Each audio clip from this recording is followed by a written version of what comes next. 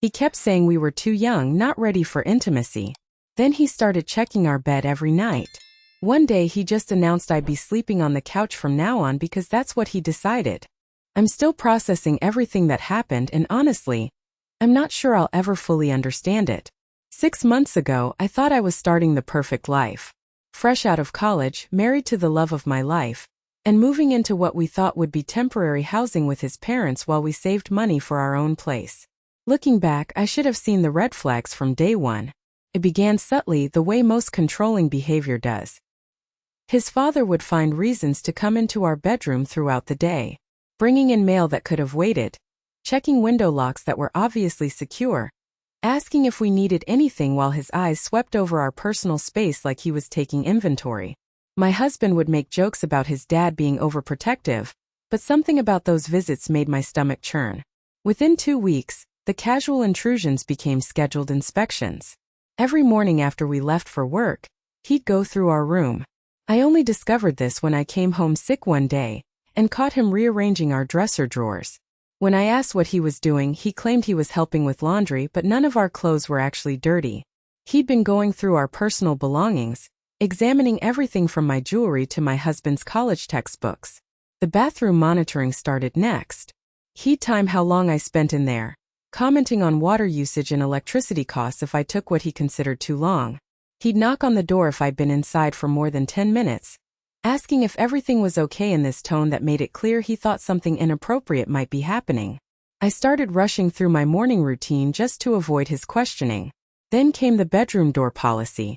Closed doors were apparently disrespectful in their household, a sign that we were hiding something shameful. He'd stand in our doorway during our private conversations, pretending to examine the door frame while obviously listening to every word.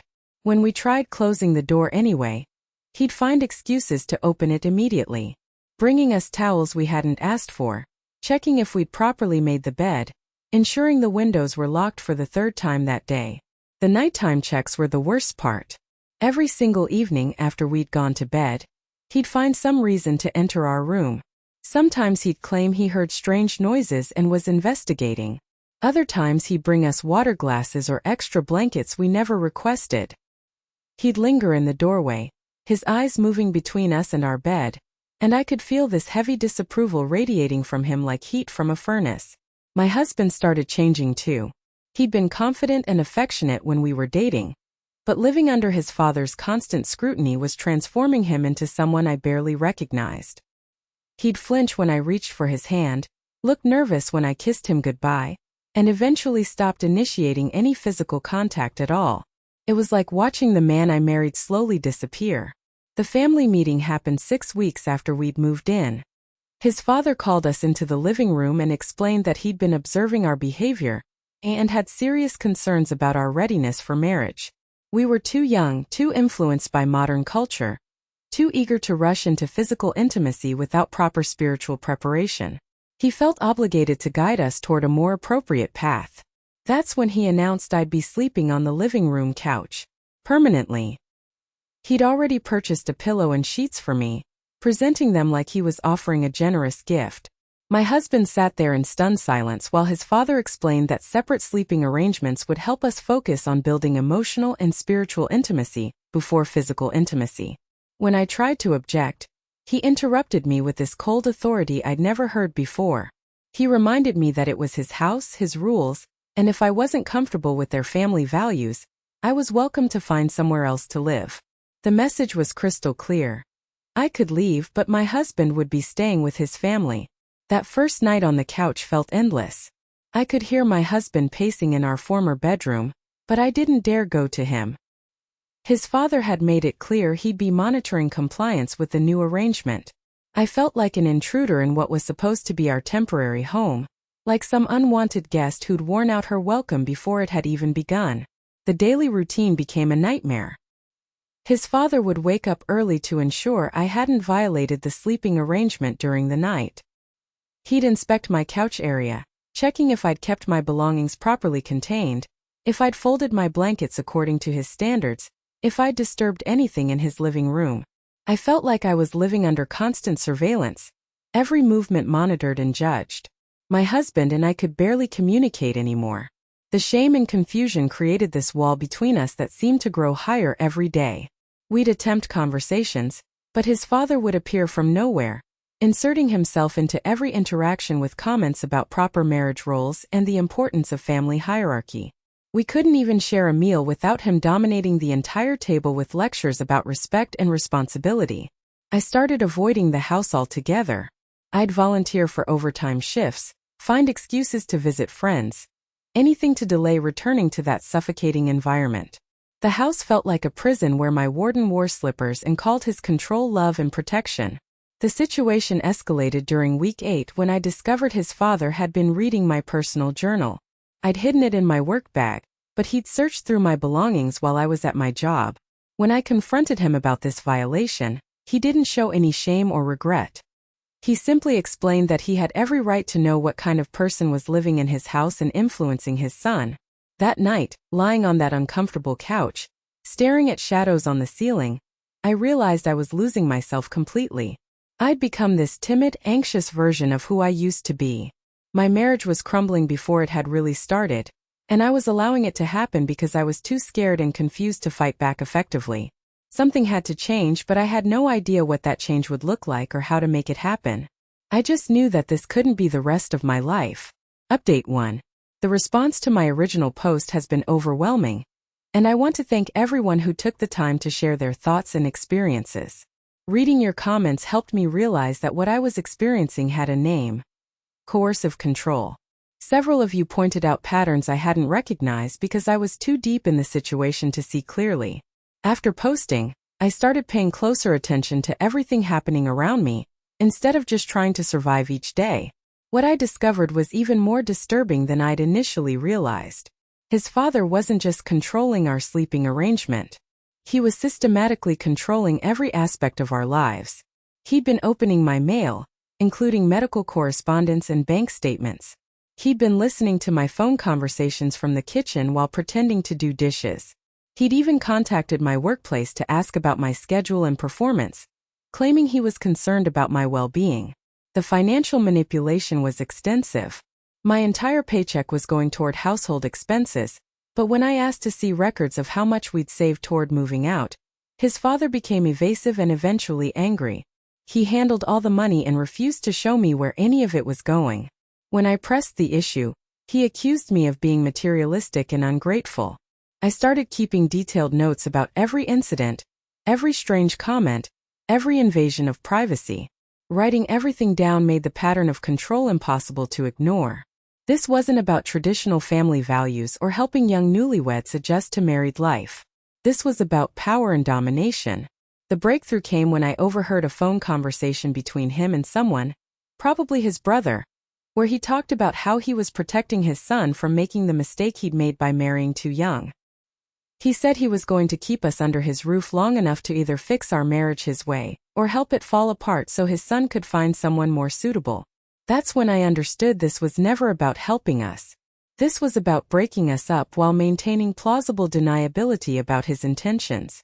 I decided to test my theory by becoming more assertive about small things. When he tried to go through my purse, I calmly told him that wasn't appropriate. When he interrupted my conversations with my husband, I politely asked for privacy. When he made his comments about marriage and proper behavior, I changed the subject or excused myself. His reaction confirmed everything I'd suspected. He immediately escalated his controlling behavior. Suddenly I was being accused of being disrespectful, manipulative, and a corrupting influence on his son. He started having emotional outbursts where he'd talk about how I was destroying their family bond and turning his son against him. But something unexpected happened. My husband started noticing the changes in his father's behavior. Not openly, not in ways that would create direct confrontation, but in small gestures of support. He'd find excuses to spend time with me away from the house. He'd text me encouragement during difficult days. He'd position himself between me and his father during the worst of the verbal attacks. One evening, while his father was at his weekly community meeting, my husband finally opened up about what he'd been observing. He'd been keeping his own mental notes about his father's behavior, and he was starting to see patterns from his childhood that he'd never recognized before. He realized his father had used similar control tactics on his mother before she'd passed away, and he was terrified of becoming the same kind of person. We started planning in secret. We researched apartments we could afford on our combined income. We opened a joint bank account at a different institution. We began having coded conversations about our exit strategy, communicating through shared online documents when we couldn't speak freely. His father must have sensed something changing because he intensified his surveillance. He started talking about converting the basement into a permanent apartment for us, complete with a separate entrance so we could have more privacy, while still remaining part of the family unit. The way he described it made it sound like a generous gift, but I heard it as a more sophisticated prison. Then he crossed a line that changed everything.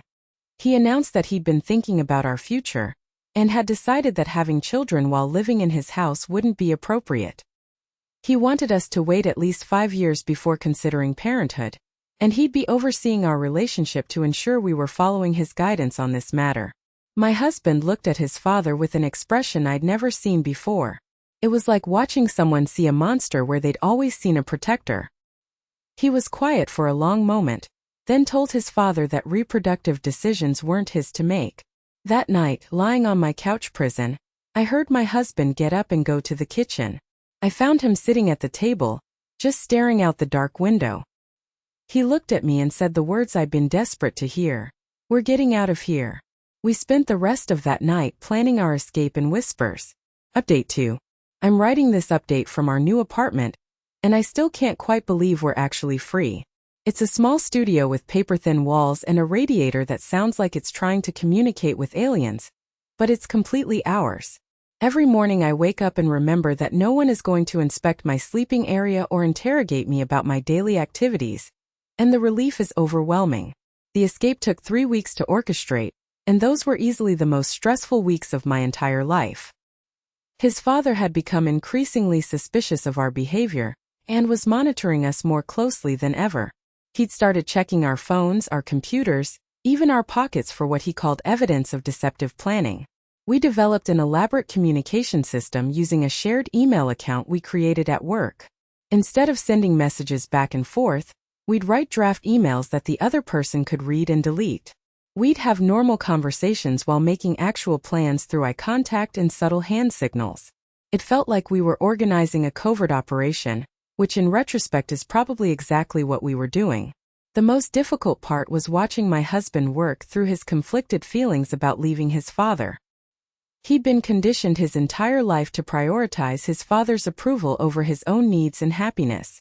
Every step toward independence felt like betrayal to him. He'd have moments where he wanted to abandon our plans, convinced that we were being selfish and cruel. But then his father would do something that reminded us exactly why we had to escape. Like when he threw away an anniversary card I'd bought for my husband, because he decided the message inside was too romantic for our current stage of spiritual development. Or when he rearranged our wedding photos on the mantle, removing the ones where we looked too happy or affectionate. The final straw came when his father announced he'd scheduled an appointment with his family doctor for me to discuss reproductive health and family planning. He'd made this appointment without consulting me, without my permission, treating me like I was incapable of managing my own medical care. He wanted to ensure I was taking appropriate precautions against pregnancy until he deemed us ready for that responsibility. My husband's reaction to this announcement was immediate and fierce. He canceled the appointment and told his father he'd crossed a boundary that couldn't be uncrossed. For the first time since we'd moved in, he directly challenged his father's authority over our lives. His father's response was explosive. He screamed about ingratitude and disrespect. He threatened to kick us both out immediately. He said he'd rather see his son destroy his life than watch him be manipulated by someone who didn't understand proper family values. The mask of loving protection finally slipped completely, revealing the controlling tyrant underneath. That night, we knew we had to move immediately. We'd already secured an apartment and arranged for a moving service. We'd been gradually transferring our belongings to a storage unit, telling his father we were organizing and decluttering to be better house guests. We'd consolidated our finances and found me a new job closer to our new place. The actual moving day felt surreal.